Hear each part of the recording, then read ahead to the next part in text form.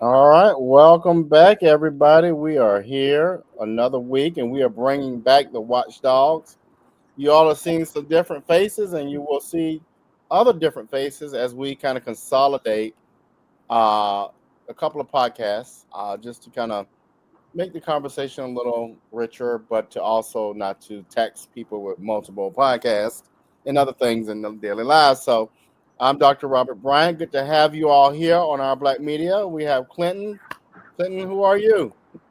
I'm Clinton Howard. I'm an ex-political candidate for District 165 and District 3 in the city of Savannah, Georgia.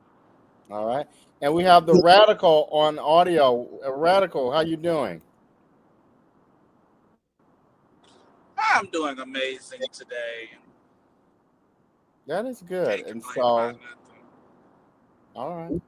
All right. So, what we're going to do, you all, this is not just going to be about one topic or another. It's going to be an investigative reporting podcast, as we've always done. We're going to add a little different, some other topics, pop topics, current topics, political topics, lifestyle topics. And so it's going to be like a mixed bag. But every week we'll try to definitely look at something on a nationwide or international scale, something on a regional or state level, and then definitely something local. And local doesn't always mean Savannah. Local could be Brunswick. Local could be, the county. Local could be, a particular area where something is going down. So, give you a great example of that. I don't know if you all saw the issue with the CEO of Astronomer and how he got caught up. But that could be a local issue, that's kind of interesting. But people do what they do. Well, on another front, statewide, when you call my old man glasses, uh, Okay. it will appear that the super PAC by Stacey Abrams may be filing for bankruptcy for financial improprieties or just misuse of funds. Now, with this, is this impacting her? What is it? Not new. Is it New Georgia Project?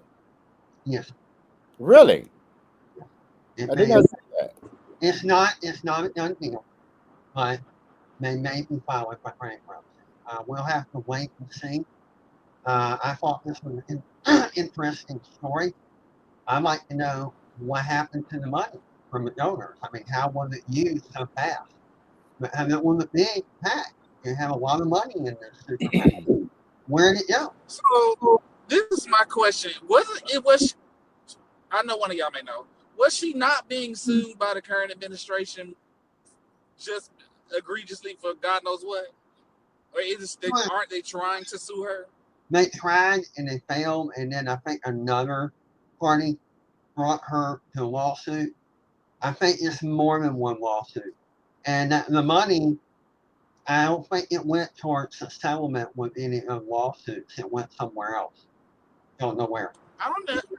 I don't necessarily think that it's the fact of that she's mismanaged money. It's like more so like what celebrities do when they're trying to prove that they don't have no money or that the money is XYZ, so the people can't say that she necessarily has it or that the organization had it.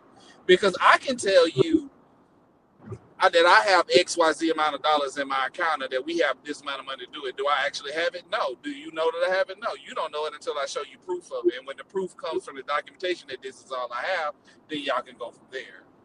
Well, I don't think there was any fraud. When I say misuse, I'm talking about being extravagant.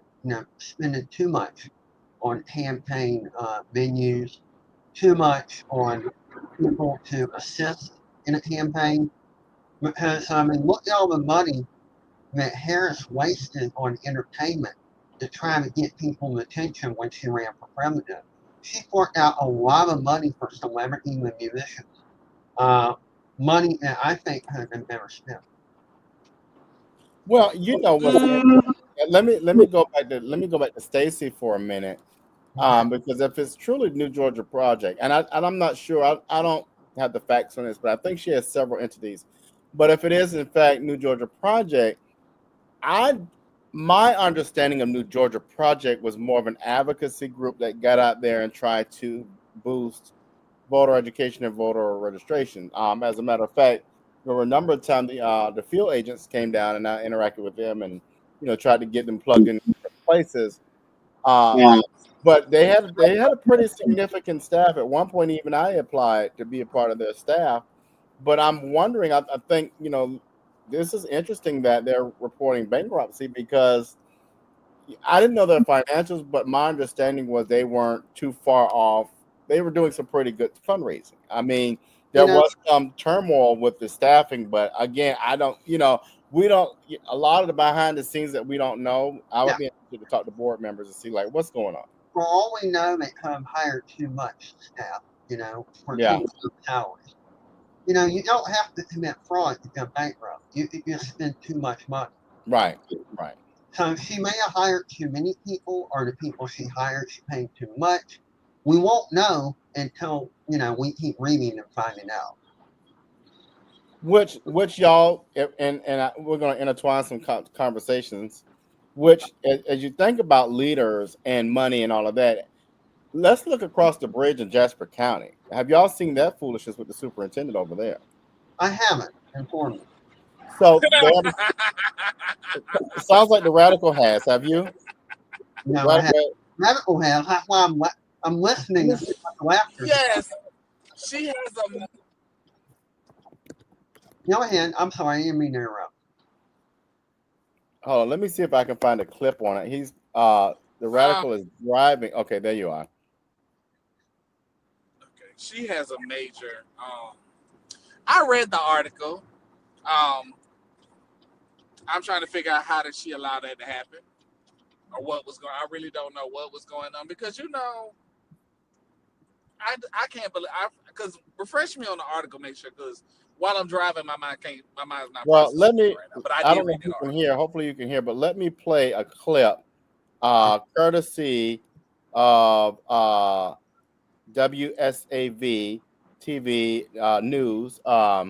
Let me play a clip from them, and it will at least give us kind of a small context of what we're kind of talking about. So let me add that piece, and we'll play that right quick. You all hold tight. Listen.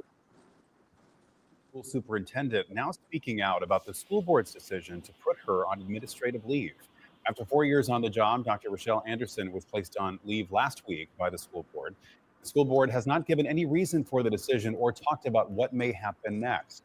Tonight, Dr. Anderson tells News 3 that she learned about being sidelined through the media, not the board itself. She said, "I have yet to be provided specifics as to why I have been placed on leave or what is being investigated. Without this information, I cannot provide a detailed statement. However, I would like to say that I have not done anything to warrant this action by the board. I have not engaged in any misconduct or done anything to violate district policy." District sources tell News 3 that we may find out more about what's next for the school system and Dr. Anderson at a special meeting on Monday. That meeting has not officially.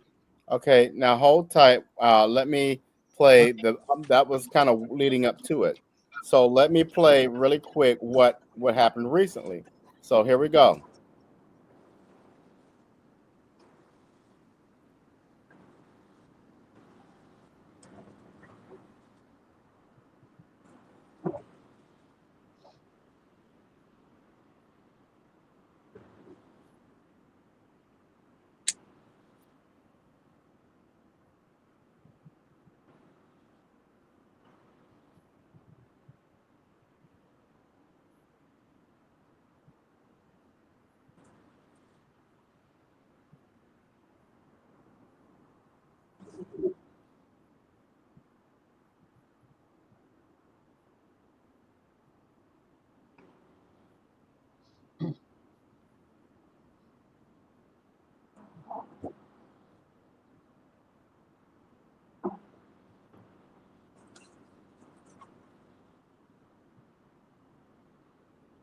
Just initiating.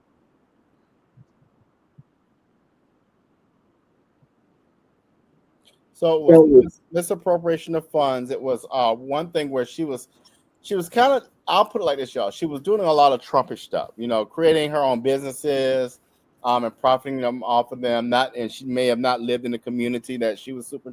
So it's things like that where it was like unethical behavior.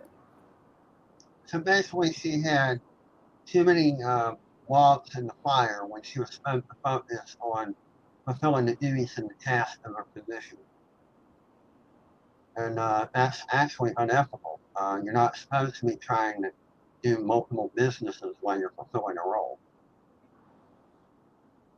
That is correct. But I, I'm at a place now, you all, where I don't. It's not that I don't understand. With all the technology and safeguards and cuts, checks and balances we have, why would people do things? And I mean, we don't have any evidence of this, but like things like Trump are doing, like starting his own Bitcoin, and folks playing with folks' money. Like, you're going to get caught some kind of way, some way. You might get away with it for years, but at some point, it's going to come back and get you. And if you're dealing with folk money, you're going to jail. Well, I don't get why. I think it's a lack of humility. People think that that the people are working for them, and they forget, no, you're working for the people. They're your boss, and they forget that. And when they lose sight of that, no rules apply. And when they think no rules apply to them, they're liable to do anything. Now, mind you, the woman may not be guilty. Okay, we don't know. The investigation has begun. But if she is guilty, she simply won't hide the fact that she's serving the people. People cannot serve her. That's it. Radical? Any comments? Thoughts? But this is the question. What I will say about that. This is the question I will say about that. She must be stole, or I'm gonna say allegedly stole, and configured a whole lot of money from them for them to want to press charges and put her under investigation. Because most of the time, what a lot of times happens is they don't want the fact that somebody who they put into place to come out as like they're a thief. So they'll bury it and move on so that the public won't know. But they trying to make an example out of that lady for whatever reason, whatever she did truly, they're trying to make an example out It of might her. be, if she's guilty, it might be too much money for them to hide. It might be too much of a scandal for them to sweep under the rug. You're right. Most of the time, it's swept under the rug because they're worried about public relations, and they're trying to protect the appearance of the governmental body. And even with that, and I'll use this as an example, right? Because we dealt with this and we see this a lot, where people, quote unquote, will declare they live one place and not live that place and go live, like, for example, I'll be, an older person in Savannah and I'll live in Pooler, right? Or I'll be the superintendent in Jasper County, but I'll live in Atlanta. And what people's obligation who oversees that type of processing, it's their job to hold people to the fire and have the truth out there, because at that point there is a liability that you're presenting, and that you are assuming. And so I'm safeguards are there to protect liability, in my opinion. Yeah. And if you don't do that, then at what point does the head of the whole ship gets called to the carpet? Well, let's go into a different arena. Let's talk about HR. There's a bunch of employment laws that are set in place to protect the employees, not just the employer, but the employees. But people don't utilize them, and they're Georgia law. The reason these employment laws were established was so the South wouldn't develop unions. They wanted to avoid unions boosting up the cost and everything. So they made all these employment laws to protect the employees so they would never unionize. Well, now we live in a generation where most people don't even know their rights, much less their employee rights. So what they do, they want to unionize in the South, when all they have to do is utilize the laws that are on the books that are meant to protect them. And there are government agencies like the EEOC, the Equal Employment Government agencies. Go ahead. I didn't mean to interrupt you. Carter, were you saying something, or I was waiting. no? Go ahead. I'm gonna Maybe say hit him. Oh, the go ahead. reason why people like unions so much is because we don't most of the time they don't have to know the laws. It's the union's job to protect them by knowing the law. So if I'm paying you money to be a part of this organization and saying you protect me, I would much rather be a part of the union. Yeah, but by doing that, you end up driving the cost of everything up. You end up lowering the employee rate. In other words, less people get hired, but it's too expensive to hire them, and the union demands higher prices, which means you got to pay employees more, so you're not going to hire as many. So it actually makes unemployment go up. And I know it's a lot to know your rights under employee law, but when you have a middleman or middlewoman doing everything for you, you end up paying more money than you would to go to the EEOC or some other government agency, which your taxes have already paid for. And even though you may not pay taxes, you're paying taxes where you know you're not. So if you live in government housing, you pay taxes when you go to the grocery store. You pay taxes when you go to Walmart, Target, or anything else. You just don't know it. So even people that live on disability or welfare or any other government program, they're paying taxes. And if they're paying taxes, they should have the use of the government programs as tax dollars funded. And if you don't know the law, that's fine. If you can at least look up the EEOC or other government agencies, they do know the law. They've already been paid for by you. Why not use them? Why get another party that you have to deal with or union and pay more money in dues, and worse, not get the job that you're applying for because of the new union has taken over your state? Collective bargaining. That's what our government agencies do. If you go to them, they have collective bargaining. But most when I have this private firm that is working super hard for me to pay to do this versus me going to the public sector where the funds are saying I'm going to use the public sector where they already don't like to issue out tax dollars for XYZ, why would I not go to the private sector and allow them to use the more financial bargaining that they could do versus on the public side? Yes, it might. Yes, in the long run, it might hurt the communities where they're at. But in the same aspect, in some aspect, everybody is not going. You can't save everybody. Somebody's going to get hurt in the process. Somebody has to get hurt. That is the only way that progress happens. Yes, but at the same time, you can hinder progress. Unions were necessary in the states that didn't have the employment laws, and they make sense. Now that we have employment laws and we have tax dollars funding government agencies that do bargaining, collective bargaining, sometimes what you may think in the privatized union, if it's so private, especially when we look at state and national politics, unions are all into the government. They're not exclusively private. But then you can make that statement about any other enterprise.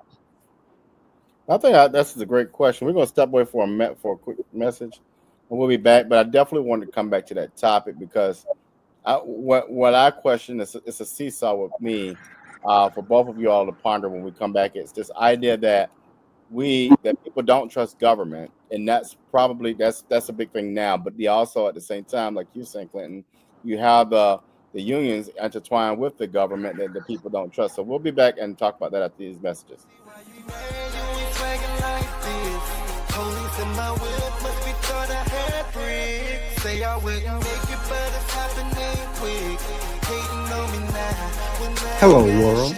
We're here, serving Savannah, Atlanta, Jacksonville, Brooklyn, Houston, Philadelphia, Los Angeles, and the world.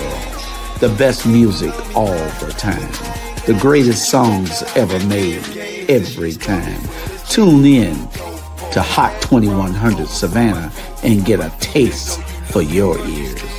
Hot 2100 Savannah, serving Savannah and the world. When it comes to the city, I'm the key. Gotta go to court in the morning for a plea. What you gotta pay to get, I hit that for free. And when I'm in the streets, yeah, I gotta tote that heat. It's hard for you to touch it, cause I stay up out of reach. Talking about ends dirty, I'ma make them meet. I've been down too long. Hey there. Are you ready to amplify your voice and embrace your passion?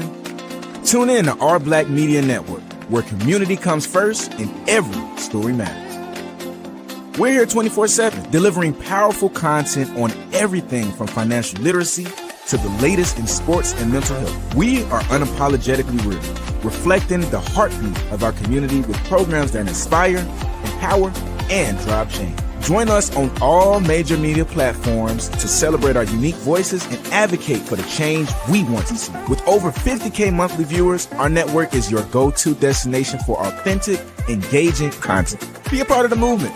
Be a part of the change. Tune in to Our Black Media Network today and let your voice be heard.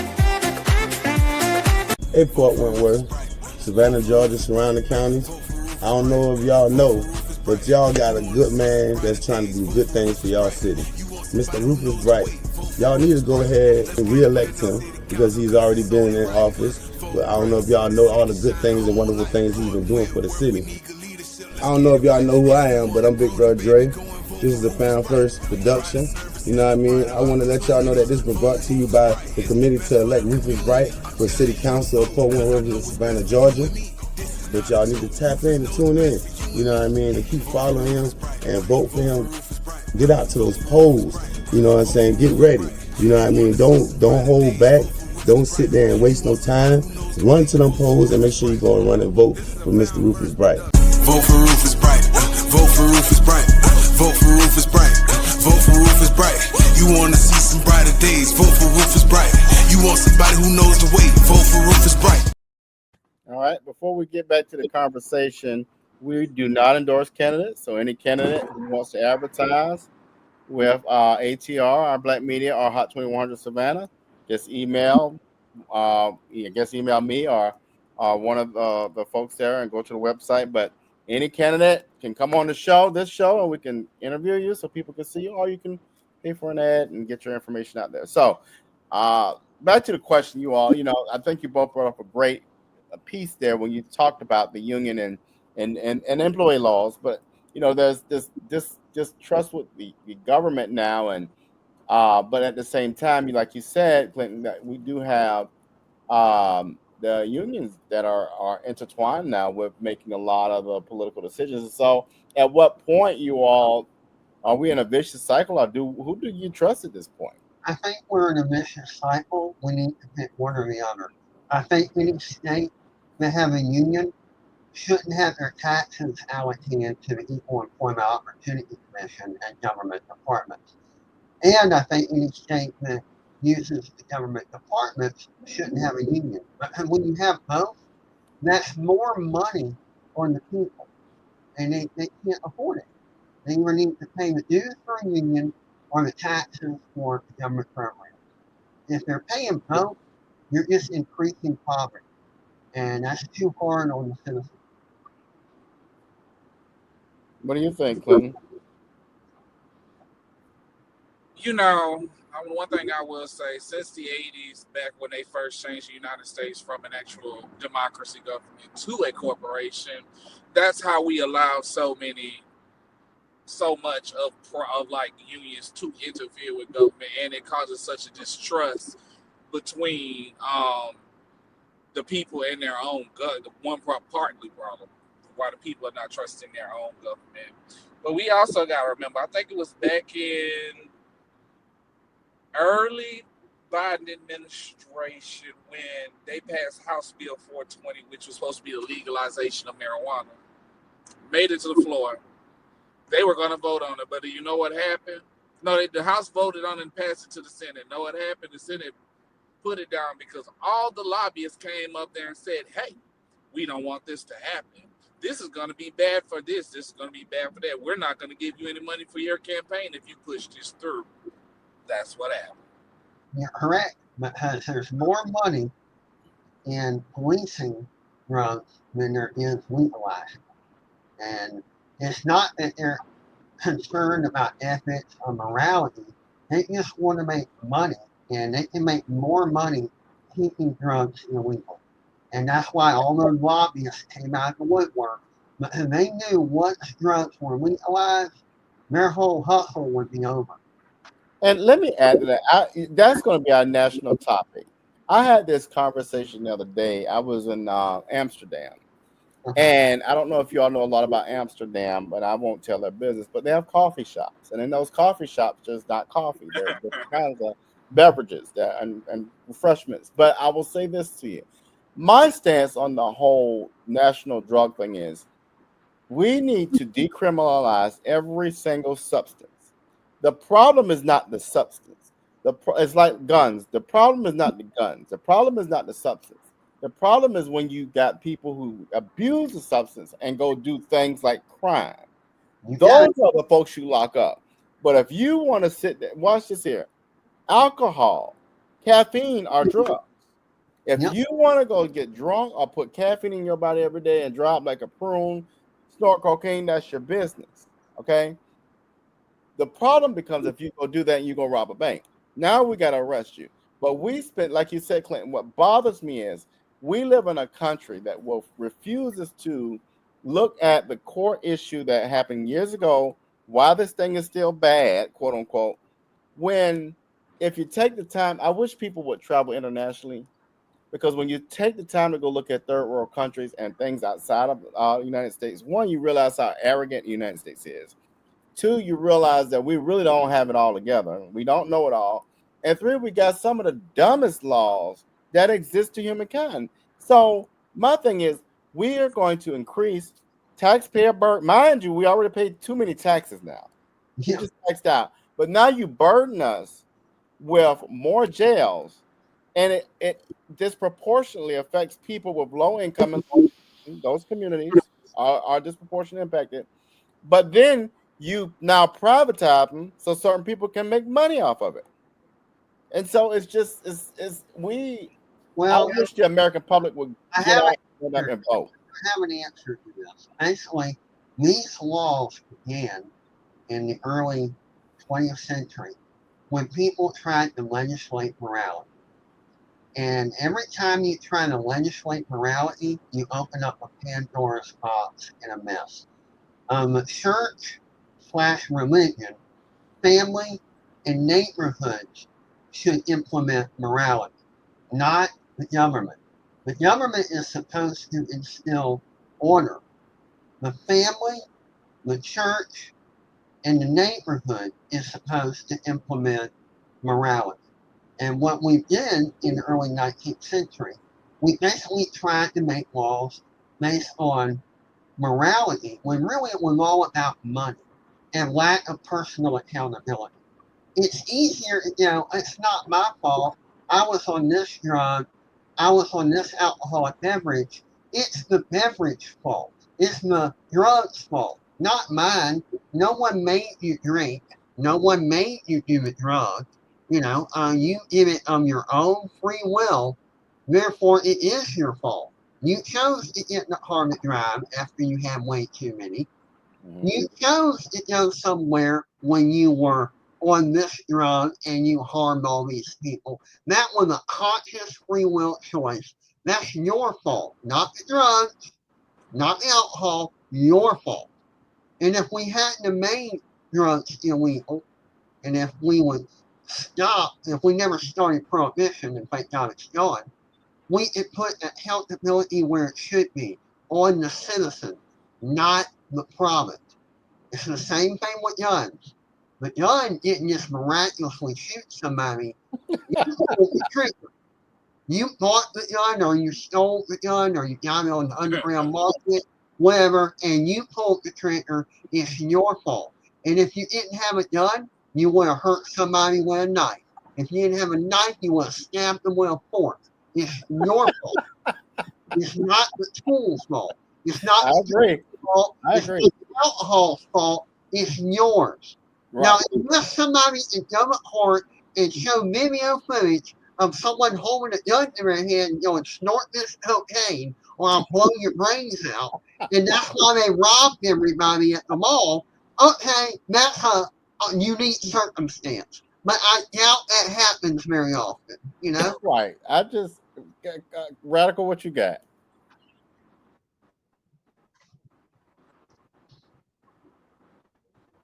On the subject, Yes. guns don't kill people, people kill people. Clint is absolutely correct. This is not Clint. Both of y'all are absolutely correct. It is not necessarily about the drugs because the fact of the matter is they just can't they just don't know how to regulate it. The problem is too, like when let's say like this in California, Colorado, Washington, where they have gonna use weed, they'll use Mary Jane, where Mary Jane is legal and they have capitalized off the tax revenue from it. They have capitalized off the tax revenue from it versus like a state. We'll use Georgia for example. Look at how much of Georgia is rural. And when it comes to a lot of the tax dollars that are accrued and made, it comes from a lot of low-level drug offenses. So now a lot of these agencies become like, okay, if y'all legalize this nationwide, how are we supposed to make the money? Because the people who more like not just the people who use it, but the low-level drug offenses that overwhelm the court, that cost the courts a lot of money because it's not worth it. Most of the people round up being repeat offenders because they really just was doing something that they wanted. They were doing it recreationally, not harming nobody. It's gonna be an issue always. Always. Yeah. And most of the people that go to jail where they're dealing or using, once they get out of jail, they're taxed with fine after fine after fine. And if they're late at paying their probationary fines or whatever, they have to pay a late fee plus a higher percentage. So that makes a situation where they have no choice but to go back to dealing drugs to make enough money to pay for the fines, the late fees. So you now taken a low-level criminal and you turn them into a permanent criminal, and it's the only way they can keep from going back to jail. So it's just a cycle, and it's a money-making venture, and that's why those lobbyists came out of nowhere to prevent drugs from being legalized. Yeah, and that's I just did a quick chat GPT. I want to learn, what's the revenue of states with legal recreation? Just as an example, legal recreational marijuana over 20 is it billion or million? Let me take a look at that. Over $20 billion made. Now you're telling me you're allowing farmers, whoever want to farm it and harvest it, you're taking that out of the equation. You get rid of it's almost like, I don't know if y'all remember bootleggers. So on Sunday in Georgia, you had bootlegger. But when you open the the liquor stores on Sunday, now you got rid of bootleggers. Same concept. Somehow the state is going to make money anyway. I don't understand. Well, I do understand right now with it being the way it is. Private people are making money, but we are so. I think with me, we are so taxed out and choked out of opportunity because of these archaic and stupid laws. I just don't understand why the voting numbers are so off, because I don't know if people just don't care, or is it that, what, I get a meal every day. I'm going to turn a blind eye to the foolishness. But if you sit back and you look at our government, we get played every day. I know why. It's information overload. Think about it. You're an ordinary citizen. You can't keep up with every hustle and con that every politician, and government official, or department does. It's too much. It's information. I mean, you have a difficult enough time where you're unemployed in collecting government, or whether you're working a contract job, an internship, an apprenticeship, or a regular job. It's just information overload. You're having a hard enough time making ends meet to survive. And if you're off at government, you have to go in to reapply or get reviewed every 6 months to 6 years, even though your situation might be permanent. You might be handicapped, unable to work for the rest of your life, but yet they bring you in every 6 years.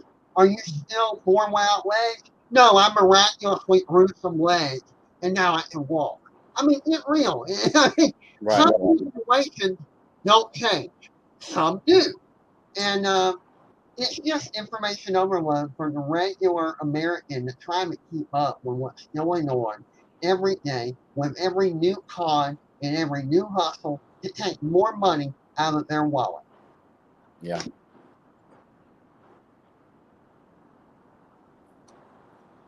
Radical, anything on that? Oh, go ahead. I'm gonna go back to the fact that when we was talking about the whole money thing, like the one thing that I want to go back to piggyback on what I was saying earlier that most people don't realize is that the money that police departments are given every year to buy new equipment, to up stuff like that, new equipment, they pay stuff like that. That money, they be wanting that money back. They literally have quotas that they have to meet by the end of the year. And if people genuinely knew the amount of quotas, the quotas that they had to fulfill, they would be like, you'd be like, that's crazy. But the fact of the matter is, it's crazy. And I give you an example. Maybe like 6-7 years ago, I met two separate police officers in the barbershop who was having a conversation. Mm-hmm. One of them said that the previous year before he had wrote $54,000 worth of tickets. The other one said, "Oh, that ain't nothing. He wrote $74,000 worth of tickets."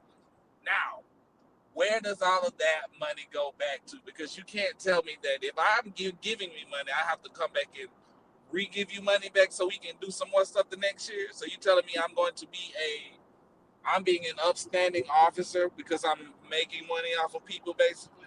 That's not cool. Yeah. Well, I'll tell you where most of the money is going nowadays in present time.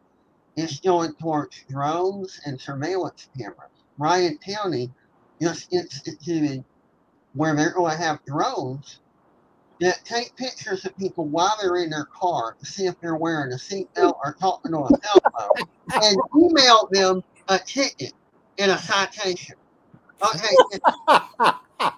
that's not the epitome of laziness. We could hire police officers, but we're going to spend billions of dollars in technology to spy on everybody. But you know, in Georgia, that's crazy. But I always think about the fact that when I cross into the Virginia line of the Virginia state line, they have a sign that says you'll be monitored by aircraft. Yeah. That's how they send their ticket. Yeah. You get a ticket in the mail the same way. Well, you know what? I won't be surprised if a couple of country people pull out a gun and start shooting the drones out of their car. You know? I love it. I mean, I know they'll get fined in jail for it. I won't. I mean, I can't blame them. You know, I mean, who can blame them? I mean, well, there's a limit to this stuff because think about this, y'all. You could be in your house or your car. Well, you could be in your house doing something that may not be legal, right? Maybe unethical, whatever. And a drone drops by your window. Yeah. And you're in your home. Like, at what point does the Constitution or anything matter anymore? It doesn't. I mean, that's what I'm trying to tell you.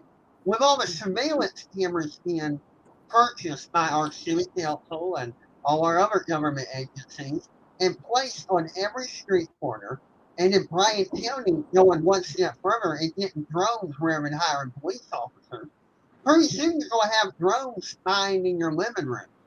And if we don't start defending our right to privacy, there's only one solution. When the drone drives up to your window and flies over in your living room, give them a show. Make it where the person that has to view that stuff vomits, and they have to watch you dance naked. You know, you the most disgusting things you can think of to make the people. But y'all, we're going to step away from a break, and we're going to come back and talk about something really disgusting, and that's this whole Epstein foolishness. Hold on, we'll be right back.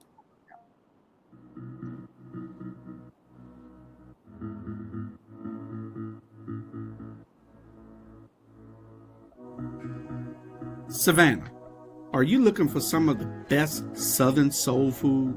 Then check out Kim's Cafe at 714 MLK Boulevard. The food is so good, you'll think that your mother cooked it.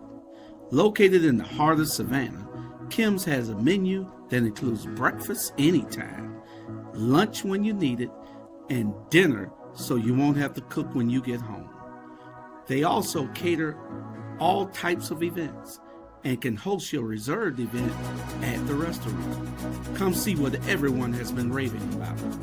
Great food, great atmosphere, and a great time. Kim's Cafe, 714 MLK Boulevard in beautiful downtown Savannah.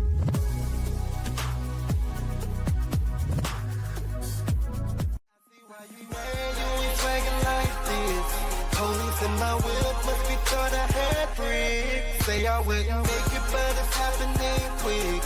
Hating on me now. Hello, world. We're here, serving Savannah, Atlanta, Jacksonville, Brooklyn, Houston, Philadelphia, Los Angeles, and the world. The best music all the time. The greatest songs ever made, every time. Tune in to Hot 2100 Savannah and get a taste for your ears. Hot 2100 Savannah, serving Savannah and the world. When it comes to the city, I'm the key. Gotta go to court in the morning for a plea. What you gotta pay to get, I hit that for free. And when I'm in the streets, yeah, I gotta tote that heat. It's hard for you to touch it, cause I stay up out of reach. Talking about ends dirty, I'ma make them meet. I've been down too long, I'd be damn if I don't eat. If you want someone to try, I'd be damn if it's me. I see why you mad, you ain't swagging like this. All right, make sure you all are downloading the Hot 2100 Savannah app. Just go to your app store and get that. All right, before the break, you all, we talked about, we segue into some talking about the word gross and disgusting, and I think this whole thing with the Epstein files is going to get even more nasty. It's a whole nasty situation. What do you all think? What's your first reactions to that whole situation? I think a lot of people from both parties, I hope it's released. If that list is released, are going down. A lot of musicians, a lot of actors, a lot of Democrats, a lot of Republicans. I mean, a bunch of people. Diplomats from other countries, leaders from other countries. If that list is released and the people are investigated, it's going to cause chaos because there are a lot of powerful people, influential people, and famous people that have done some horrible, horrible things. And when that comes out, you better sit back and eat your popcorn, but then it's going to be dog eat dog. That list will never see the light of day, and it is going to engulf his presidency like they have been stating throughout the media recently. Because people are not going to let it go because they want to know who is on that list. The Americans, they're fixed on that list. They don't care about nothing else right now. They like, you got to deliver one campaign promise to us that you promised. That is the only thing holding them. And he is not going to release it. And they're going to keep bringing it up, keep bringing it up, keep bringing it up. Well, the reason it's been so prevalent on at least the Republican Party's mind and it involves trafficking children. Right. You know, a lot of horrible things in America, but when you start killing children, Americans lose their mind. Yeah. And that's why they're not going to let it go. And not to mention, Republicans and some Democrats have been pushing for this for almost, years. Years. And one of the promises that the entire Republican Party just about made was they were going to expose the Epstein list. And they kept people on the hook. Ooh, we got all this information. Have a big press conference. Held up fake folders and everything. And then later, we got nothing. There's nothing here. Why is Maxine, what's her name, in jail? Why did you lead a press conference and why did you hold up fake folders? If there was nothing, why did you talk about it all the time? You're already. Who are you referring to? I'm referring to at least 6 or 7 people. Pam Bundy talked about it. Mm-hmm. So people realize she was the AG of Florida in the early 2000s when the whole Epstein thing was going on. So that's how a lot of it got blocked. And now she's the AG, so they're really not going to fuck with her. Right, but she shouldn't have mentioned it. If she's trying to cover it up, you don't have a press conference and hold up a bunch of fake folders. You want to bury it and pretend, what? Epstein list? Well, I've never heard of that. You want to bury it, But you don't sit there and advocate it and make it the objective of every talking point if you want it to disappear. Well, eventually, y'all, it's going to put it like this here. Let's say the next president elected is not a Republican. Okay. It will come out then. I'm wondering if Pam is bad enough to bet on herself that she's not obstructing justice right now. because if a Democrat gets elected in 3.5 more years, a lot of folks are going to be in trouble because they're going to release it. Yeah, it will be released. The problem is, I think so much of the files or the list have already been shredded, burned. So, we might get lucky if we get 10 names, even though there might have been hundreds. We might get lucky if we get 10. But and they've had so much time to destroy this. Let's hope somebody really ticks off Elon so he releases the whole list. Because we know 2 people know the whole list.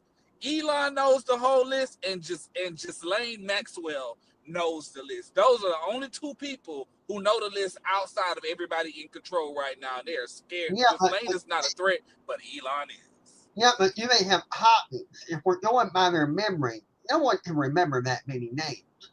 I mean, somebody has to have another copy. Now, I thought the reason I don't think Elon will do it, it's almost I don't like have to remember names. I don't see Elon. I'm gonna tell you why Elon won't do it. There's too much. I'll put it to you like this: when you're that close to that kind of stuff, I'll just say that stuff, information, people, power. There's a likelihood that if you say something that you may not, you may not be around long.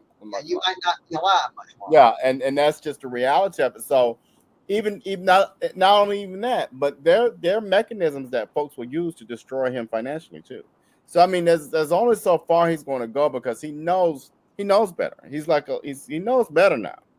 I think what happened is a lot of these people that were pushing for it pretty much were told, if you don't shut up, so and so will die. Your child, your spouse, your aunt, your uncle. We'll make sure an accident happens. Because the people that are on the list are very powerful, and they can arrange your death, and they can make it look like an accident. And I'll use this as an example, Radical. A number of people, and this is a local issue. A number of people ran for city council, and it's so odd to me that a number of people who did not win against the machine lost businesses or were ridiculed or character assassinated. That doesn't happen by chance. That happens when you have a strong machine and there's power and there's money and there's influence involved. But I mean, it goes to show you that the more I hate to use this phrase from Diddy, but more money, more problems. And that's reality. Well, the people need to figure out a way to band together and unite, put their differences aside in order to break down the machine, which in my opinion will take decades to break down. And it took a century and a half to create this corrupt machine. We were originally designed to be a constitutional democrat republic, and we have morphed into a corporate oligarchy where the middle class have been reduced to poverty and the poverty-stricken have been reduced to homelessness. This is not going to improve by raising taxes and raising prices every 6 months. All it's going to do is make more people unemployed, more people lose what little money they have, and put more people on the street. That's it. Revolutions are bloody. Yeah. There's never been a revolution in history that has not been built on, that has not been won off of blood, without blood being spilled. Somebody's blood's got to spill in order to change it. I'm going to say this. Somebody has to get hurt in order for progress. Well, I think we're going to have, I hope I'm wrong, but I think there's going to be another civil war. And what I mean, the war is not going to be racial. The war is going to be about what you just talked about, Clint. It's going to be an economic war. It's going to be the have and have not. It's going to be the poor against the rich. And there's one thing that poverty does. It doesn't discriminate. It doesn't care what color you are, what sex you are, where you're crippled or normal. Poverty affects everybody. It's going to put people into a fight or flight mode, and they're going to be at the point where they're not going to flight. They're going to fight, and they're going to take down whatever they got to do. Let me use this example. People fail to realize that is the main reason why. Go ahead. Let me use this example, and we talked about this when we ran for city council here in Savannah. You raise property taxes, all of these taxes. People aren't making the wages that make sense. Food is rising. They still got bills. That's going to correlate with higher crime. What do we have now? Higher crime, more murders. And one would say, well, how do you correlate that? How is that so? Well, if I don't have anything to do, or I'm trying to find a way to make ends meet, and I see these opportunities to go out here and hang out with people or do things I don't have no business doing, I'm going to do them. Why? Because I got to either fill time or find a way to make ends meet. And so it just makes sense. I don't understand why well, I do understand it. You have greedy people who are in leadership roles who only care about another dollar and don't care about community growth. And the irony is, the more they do that, the more they devalue the dollar. So even the money that they steal will have less purchasing power, thereby they're making themselves more poverty stricken. So they're shooting themselves in the foot and don't even know it. And the reason the crime increases, even if you do have a job, who's raising your children? Not you. Why? You're at work all the time. Right. Whether you're married or a single parent, you're at work all the time. So no one's raising your kid. And you don't have money for daycare or for a babysitter or a neighbor. So the kid is learning on their own, and like an animal, they learn from the streets, they learn to kill, they learn to maim, in order to get what they want, like an animal. So we need to lower prices, we need to lower taxes, we need to stop spending so much tax dollars on so many things because the people can't support all these things. They just can't. We need to constrict, we need to consolidate, we need to lower city council to stop building baseball fields and arenas and start maintaining roads and drainage systems, which was their main purpose to begin with. Allow the private sector to make an arena. Allow the private sector to make a baseball field or a youth center. The government is not supposed to do that, and it's breaking the backs of the taxpayer. And even if you don't pay taxes, you're on government. When you go to the grocery store, when your food stamps, you are paying taxes. You just don't know it. All right, y'all, we're going to close out. What are your final thoughts for the week? We'll start with you, Radical. The world is the world. Learn from it and keep moving. Don't harp on it because you'll be just as delulu as the rest of these people around here. All right, Clinton, what you got? Do the best you can. Try to keep your life peaceful and don't trust anyone. Take everything with a grain of salt. That doesn't mean they're your enemy, but every government agency, every person can be bad or good. Case by case basis, and just do the best you can. I think you all both hit it on the head. I would add this: just folks, start doing your research. Stop just believing people who are in leadership roles just because they're in leadership roles. Do your research. Take the time to think about how this thing came about, why this law exists, why this thing hasn't been challenged, why am I paying more for this? There's a reason behind that, and if you don't have the information, then you're lost. And ignorance doesn't help because it only hurts the next person. We'll be back next week. We'll do better at being more consistent. But thank you all. We'll see you all next week on the same time, same channel.